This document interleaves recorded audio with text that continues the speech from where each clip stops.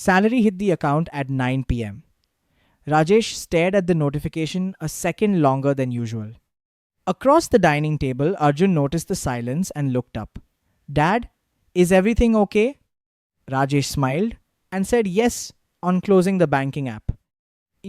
Every month when this salary message arrives, it reminds me of something I wish I had understood much earlier. Arjun looked curious. What is it? Rajesh smiled. Earning money and managing money are two completely different skills. Let me explain you with a story. Imagine two families. Both earn exactly 80,000 every month. Both have two children. Both dream of owning a home. Both want to travel. Both want to retire without depending on anyone. 5 years later, one family has built an emergency fund, invested consistently, and rarely argues about money. The other family still keeps wondering, where did all our salary go? Arjun frowned. If they earn the same, how can their lives turn out so differently? Rajesh nodded slowly. That's the whole point. The difference wasn't income, it wasn't luck, it wasn't even how much they spent. The difference was how they managed money. Most people think there's only one right way to budget. They hear the same advice everywhere: track every expense, write down every rupee, follow a spreadsheet like it's a rule book. But what if that system is perfect for one person and exhausting for another? Arjun looked at him carefully. You mean different people should manage money differently? Exactly, Rajesh smiled. Think about sports. One person loves running, another loves swimming, a third prefers boxing. If I forced all three to run every morning, at least two of them would quit, not because exercise doesn't work, but because the method doesn't suit them. Money works the same way. Some people feel peaceful when they understand every single rupee they spend. Others feel peaceful only when they build a simple system and stop thinking about money all the time. Neither is wrong. The mistake is copying someone whose personality is completely different from yours.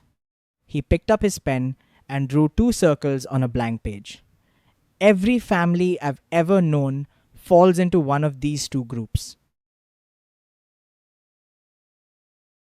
He tapped the first circle, the first group. I call them the money detectives. They're naturally curious. They don't just ask, how much did I spend? They ask, why did I spend it? They don't see a bank statement as a list of numbers.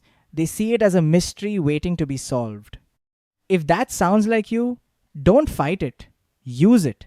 Your goal isn't just to spend less, it's to find the tiny leaks quietly draining your income. More than 100 years ago in Japan, people created a method for exactly this. Kakeibo. Most budgeting systems ask one question. What did you buy? Kakeibo asks something deeper. Why did you buy it? He opened the notebook and turned it toward Arjun. Look at these two entries. 450 rupees for food delivery. That tells you almost nothing. Now read this one. 450 rupees spent on food because I was exhausted after work. Suddenly, you found the real problem. It wasn't food. It was exhaustion. He turned the page. Spend 2000 rupees on shoes because they were on sale. Again, the problem wasn't the shoes. It was the fear of missing out. Money leaks rarely start in your wallet. They start in your emotions. Once you understand the feeling behind a purchase, changing the habit gets much easier. But awareness alone isn't enough, Rajesh went on. Even when we know better, our emotions move faster than our brain. So, here's the detective's second tool, the waiting rule. Next time something online feels impossible to ignore, don't say no. Just say, not today. Wait 24 hours for small purchases. Wait 2 days for big ones. You'd be amazed how many things stop feeling essential once your mind is stable. Arjun laughed. Like that gaming headset I wanted last month? Rajesh laughed too. Sometimes we're not buying a product, we're buying excitement. Once the excitement fades, so does the urge. And here's the last piece, the Pareto Analysis. A month into tracking, you'll notice something interesting. Not every expense deserves your attention. You might spend weeks worrying over a small expense, while ignoring thousands on food delivery charges. In most homes, one or two categories quietly cause almost all the waste. So stop trying to save 20 rupees everywhere. Find the one leak that's draining thousands and fix that.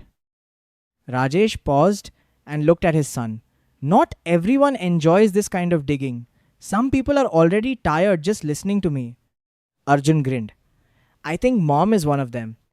Rajesh chuckled and said, That's perfectly okay. He drew the second circle. This is the freedom seeker.